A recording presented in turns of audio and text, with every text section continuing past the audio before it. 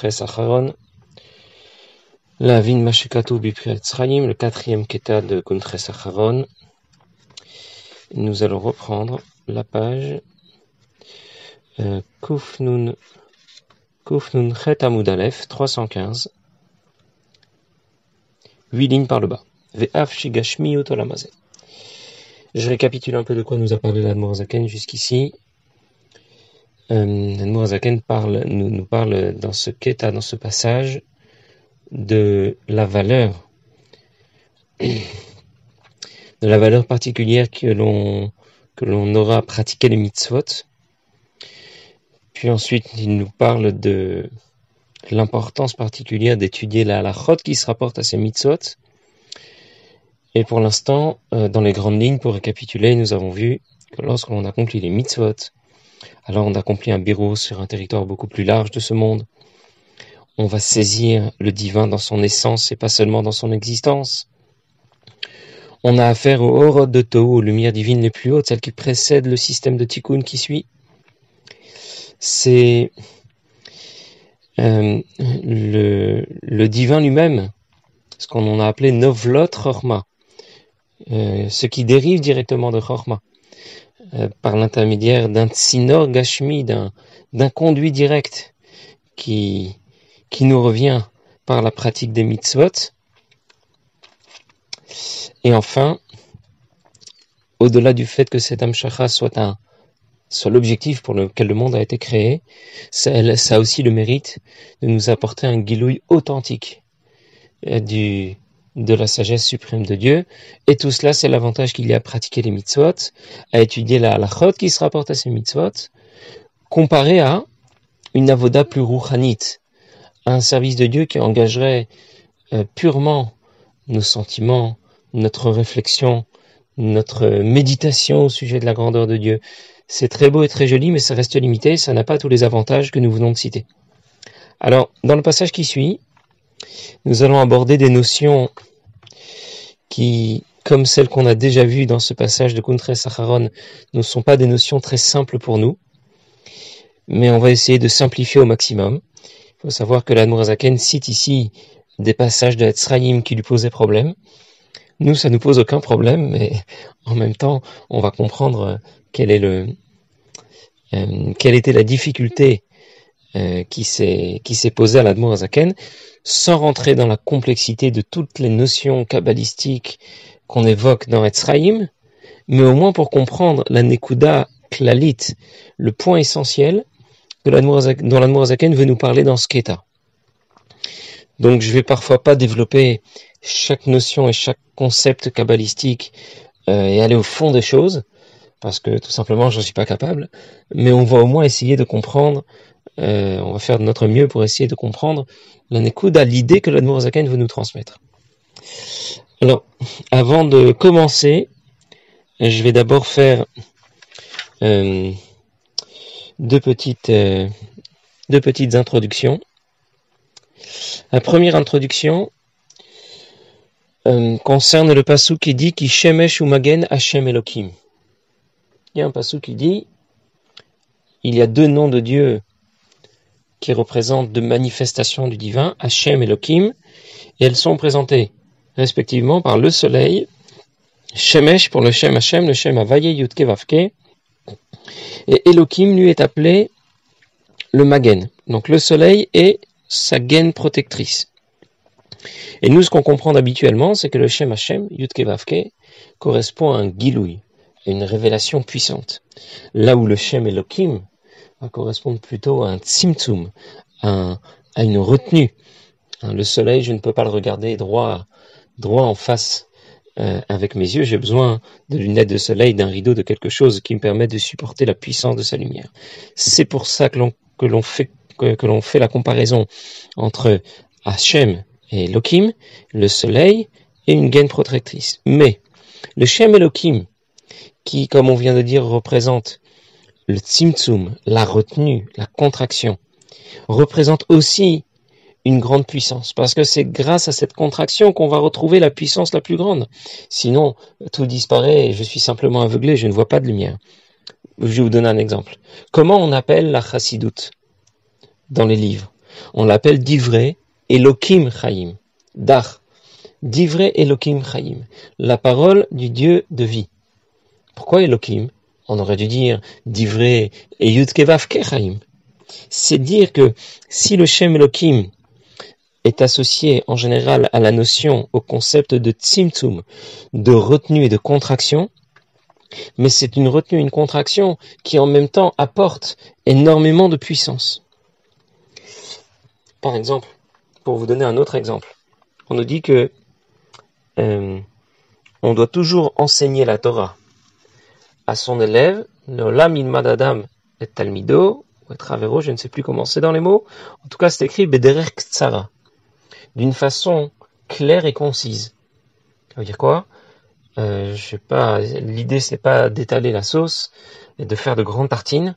L'idée c'est d'aller droit au but, d'expliquer de la façon la plus claire et concise ce que l'on a à dire. Où on va retrouver des enseignements clairs et concis? Dans la Mishnah. La Mishnah, la halakha d'une manière générale, dans le Shulchan Aruch par exemple, c'est très concis. C'est quelques mots, quelques lignes. Et puis si vous ouvrez la Gemara qui suit, si vous ouvrez dans le Shulchan Aruch ceux qui interviennent après Rabbi Yosef Karo, on va trouver des romans entiers sur une petite ligne qu'a déclaré la Mishnah ou qu'a déclaré le Shulchan Aruch. On va trouver des pages et des pages de commentaires et d'explications. C'est dire qu'en même temps que l'enseignement était ici contracté et réduit à son expression la plus courte, la plus limitée, en même temps, dans chacun des mots qui sont employés, il y a une puissance, il y a un contenu qui est extrêmement important. Pour cette raison, lorsque quelqu'un apprend une halakha, effectivement, c'est la volonté de Dieu qui a été contractée, qui se manifeste par une simple halakha. Il faut manger le soir de Pessah et Matzot. Mais dans cet enseignement qui est terriblement contracté, il y a la puissance la plus haute de la volonté divine. Voilà pour la première introduction. Deuxième introduction, on va souvent citer dans les différents passages de Etzraïm que l'Admour HaZaken va rapporter les notions de Nefesh Ruach et de Neshama. Et là, il faut faire très attention. C'est pour ça qu'en général, ce passage n'est pas compréhensible en première lecture, parce que quand on parle de Nefesh Ruach et Neshama, on ne veut pas seulement parler de la Neshama et de ses 3 premiers niveaux. On sait que la Neshama a 5 niveaux, mais je vais seulement parler des 3 qui sont intégrés au corps de son vivant. Il y a Nefesh Ruach, Nefesh qui représente les Levushim de la Neshama, c'est-à-dire Marcha, Dibur et Maaseh, les vêtements de l'âme que sont la pensée, parole et action. Ruach qui représente les facultés supérieures à la pensée, à la parole et à l'action. Les Midot, les sentiments. Voilà pour la première catégorie. On a donc rangé d'un côté Nefesh et Ruach qui représentent les Levushim, les vêtements de l'âme et ses sentiments, et qui vont représenter, pour ce dont nous allons parler, le monde, la partie la moins haute. Alors qu'au contraire, le 3e niveau de l'âme que l'on appelle Neshama, lui va représenter plutôt le sechel, l'intellect. Et qu'est-ce que l'intellect par rapport aux sentiments, aux pensées, à parole, à l'action? C'est ce qu'il y a de plus haut, c'est ce qu'il y a de supérieur. Et ça va donc représenter le divin. Dans chacun des mondes de la création dont nous parlons habituellement, que ce soit celui de Hatzilut, de Bria, de Yetzira ou de Asiya, on peut distinguer le divin de ce monde, qui est souvent associé aux Sphirot, et d'autre part, le monde lui-même, ses lieux de résidence, ses espaces, ces différentes zones. Alors, lorsque nous parlerons de Neshama, on ne parlera pas de notre âme. Nous allons parler du divin, de la partie la plus haute. Et lorsque nous parlerons de Nefesh Ruach, eh bien nous allons parler de ce qui est moins divin, de ce qui appartient plutôt au lamot, au monde, qui cache la présence de Dieu, à la partie la moins haute. Voilà, avec ces 2 premières introductions, nous allons pouvoir commencer. L'Admour HaZaken dit Ve'af shigashmiyut olam hazeh vadaï mastir legamre afilu hachesed asiya. La matérialité de ce monde vient cacher les révélations divines les plus hautes, comme les moins hautes, même celles de chesed de asiya. Que veut dire ici l'Admour HaZaken? Je parle d'une halakha. Une halakha qui concerne un taureau qui a encore né une vache, ou quelqu'un qui a fait l'échange entre une vache et un taureau, et puis la vache a mis au monde un petit veau, et on veut savoir à quel moment elle l'a mis au monde, et à qui appartient le petit veau. Le veau et le taureau lui-même ne sont pas concernés par ce que nous déclarons. Bien sûr que Gashmiyut Olamazé, l'objet matériel dont il est question dans cette halakha, ne laisse pas apparaître le divin de la halakha qui les concerne. C'est ça que dit l'Admor Zaken. Vadaï mastir les gamra filou chesed d'Asiya. Mikol makom, mais malgré tout, halakha tzma ina Gashmiyut mamash. Mais la halakha qui en parle, elle n'est pas physique, n'appartient pas à ce monde matériel.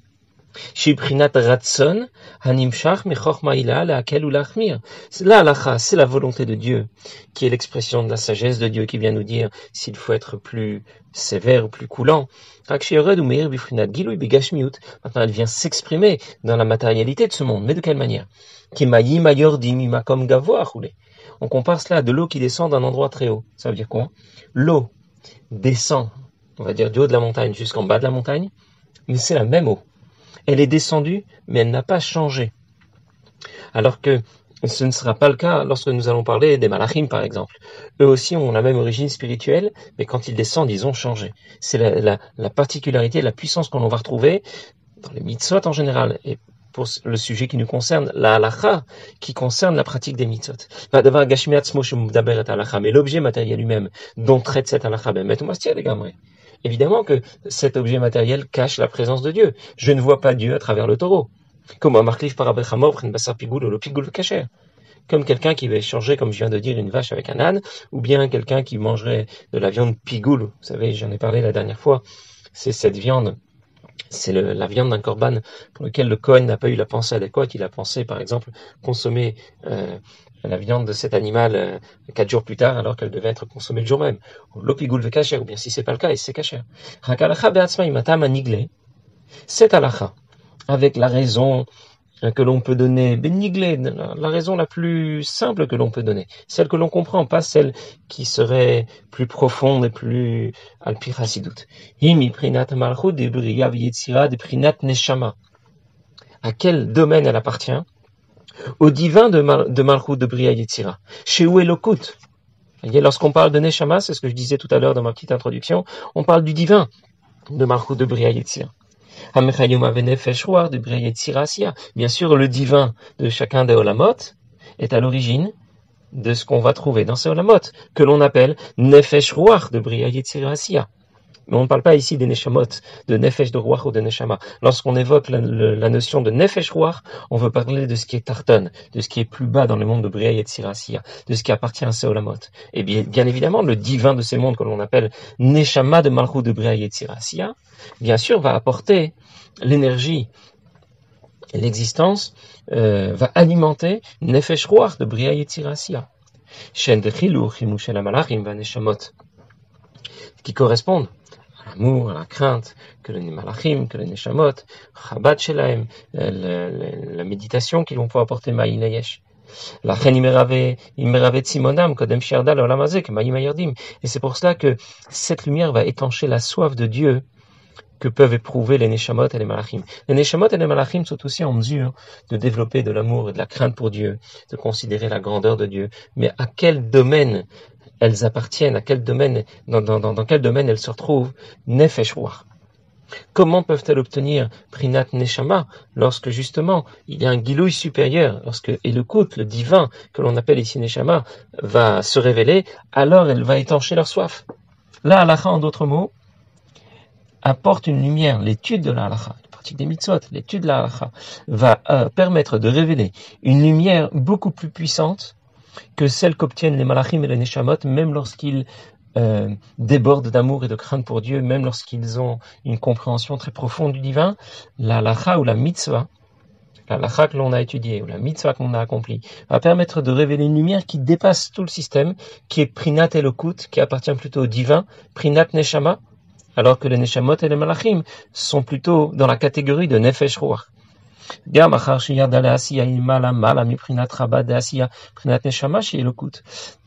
Et même lorsque cela vient descendre jusqu'au niveau du monde de Asiya, elle est encore supérieure à Chochma Binada de Asiya, même de Prinat Neshama qui est chez Elokut. C'est-à-dire, dans le monde de Asiya, il y a une partie, comme toujours,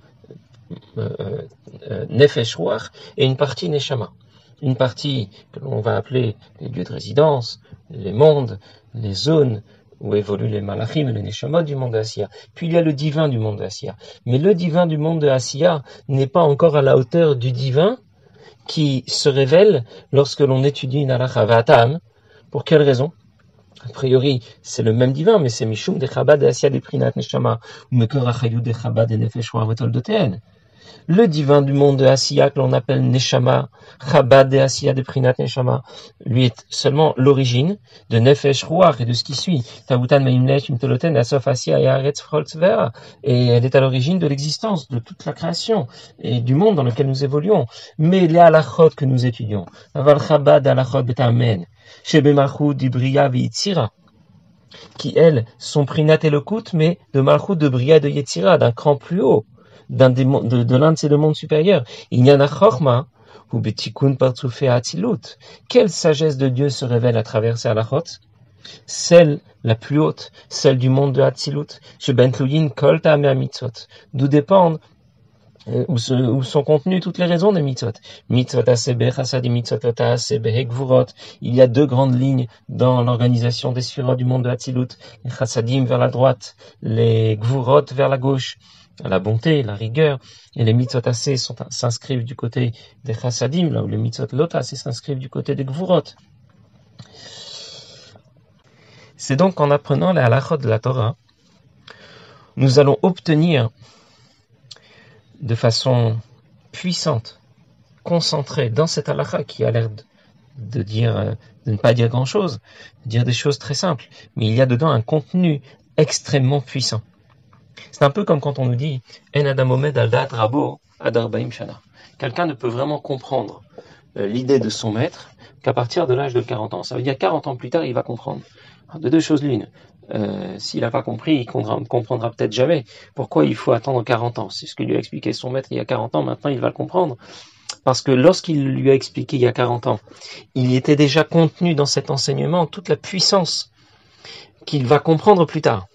Mais si ce n'était pas contenu dès le départ, alors tu peux attendre 80 ou 120 ans et ça ne va pas le faire. Ça ne va jamais fonctionner. C'est l'idée ici que lorsque l'on étudie la halachot de la Torah, eh bien, on obtient directement une lumière divine qui est du rang du divin et qui non pas du rang de ce qu'on a appelé Prinat Neshama et pas Prinat Nefesh et Ruach.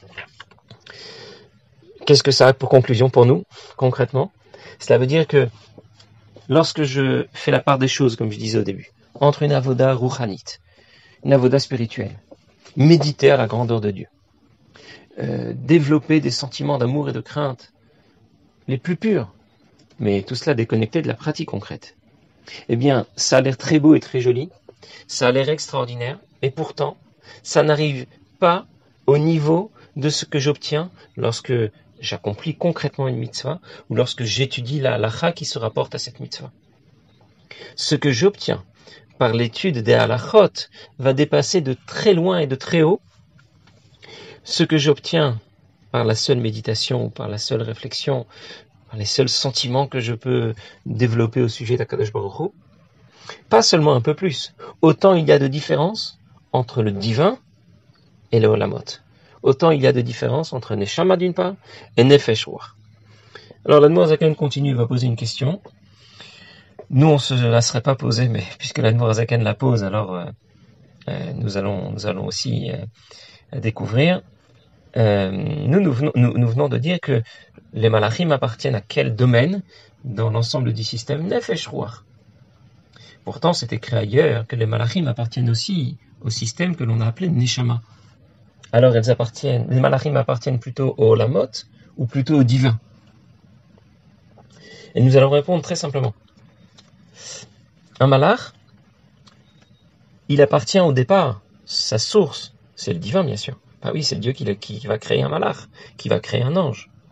Mais lorsque ce malach va suivre le système qui va lui permettre d'exister concrètement, il descend, ça veut dire il vient bien du divin, mais lorsqu'il arrive dans le monde dans lequel il va être créé, il va évoluer, alors il devient une nouvelle Metsiout. Il devient quelqu'un d'autre. L'exemple qui est donné au tout début de l'Ikutei Amarim, c'est l'exemple du fils, Ben Sheba Mimo Achaav, qui vient du cerveau de son père. Et son fils, c'est pas son cerveau, et ça vient de là. Ça veut dire, c'est dérivé de son cerveau. Les cellules qui ont permis la procréation venaient du cerveau de son père. Et donc, bien sûr que les malachim viennent du divin, viennent de Prinat Neshama, mais lorsque les malachim sont concrètement, existent concrètement dans ce monde, dans les mondes de Bria, Yetzira, Asiya, ils ont leur propre métier. Quelle différence avec la halakha? La halakha, c'est un copier-coller du divin. La halakha n'est pas descendue en suivant un certain chemin et ensuite elle est venue se matérialiser, se concrétiser. La halakha, c'est un copier-coller du divin. C'est pour cela qu'on l'appelle Prinat Neshama. Par contre, les malachim ne sont pas un copier-coller du divin. Ils ont leur origine dans le divin, mais ensuite, ils ne sont pas un copier-coller du divin. Alors on va voir ça tout de suite dans les mots. C'est la question à la réponse que pose l'Admor HaZaken et qui porte sur quelques lignes. Av de Chabad de Bria Yetzira de Prinat Neshama. Chochma binadat de Bria Yetzira. Ce que l'on a appelé Neshama, le divin de Bria et de Yetzira. Et le Kout. Chez Gavamod Malatana Prinat Malchut de Bria Yetzira de Neshama. Qui sont bien sûr au-delà de Malchut de Bria Yetzira. Prinat Neshama, le divin. C'est-à-dire Chabad, c'est au-delà de Malchut. Afal piken en mekor le Chabad de Bria Yetzira shel Prinat Nefesh Ruach shel Malachim. Et pourtant, c'est bien ce qui est à l'origine de Nefesh Ruach des Malachim. Alors toi, tu m'as dit que les Malachim étaient rangés dans la catégorie Nefesh Ruach. Mais je vois qu'apparemment, leur shoresh, leur origine, c'est bien le divin et le Kout Neshama. Lokashemide, dit l'Admor HaZaken, c'est pas une difficulté.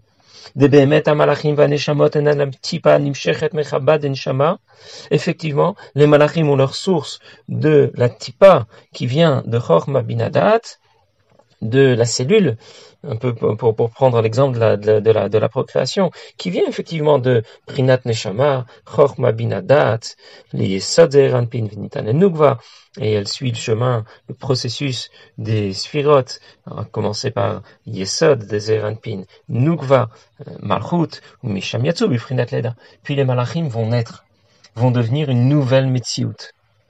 Donc bien sûr, leur shoresh, leur origine spirituelle, c'est le divin. Mais une fois qu'ils ont été créés, c'est une nouvelle Metsiout. Même si tu veux dire qu'ils ont été créés par les Sphirot du monde d'Atzilut, ils vont ensuite descendre et devenir Neshama des mondes suivants. Mais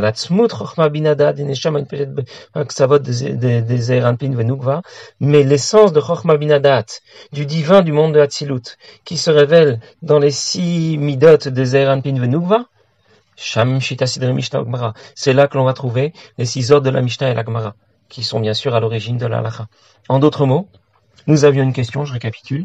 Les mots que l'on a utilisés sont un peu complexes parce qu'on utilise des notions un peu virtuelles pour nous, des concepts kabbalistiques que l'on ne maîtrise pas complètement, voire pas du tout. En tout cas, mais l'idée est très simple. Au départ, nous avons dit que les malachim appartiennent à la création, alors que la halakha appartient au divin. On a fait de façon très simple, de cette manière, la part des choses. L'Admor HaZaken a cité un passage de Etzraïm qui dit qu'apparemment les malachim appartiennent aussi au divin, ils dérivent aussi du divin. Il dit oui, mais il y a dérivé et dérivé. Lorsque les malachim dérivent du divin, ils n'ont que leur origine dans le divin, mais ensuite, ils prennent leur propre existence. Et ils deviennent différents, comme un enfant qui va naître et qui est différent de son père. Ce n'est pas son père, même si à l'origine, c'est son père. Alors que la halakha, c'est en quelque sorte un clone du divin, que l'on retrouve directement dans la halakha que l'on va étudier dans la mitzvah que l'on va accomplir. Très bien, on va s'arrêter là pour aujourd'hui et on reprendra demain. L'Admor HaZaken va continuer dans le même esprit, poser d'autres questions au sujet d'autres extraits de Etzraïm. Et nous verrons la suite la prochaine fois. Bezrat Hashem. Voilà, une bonne journée à tous.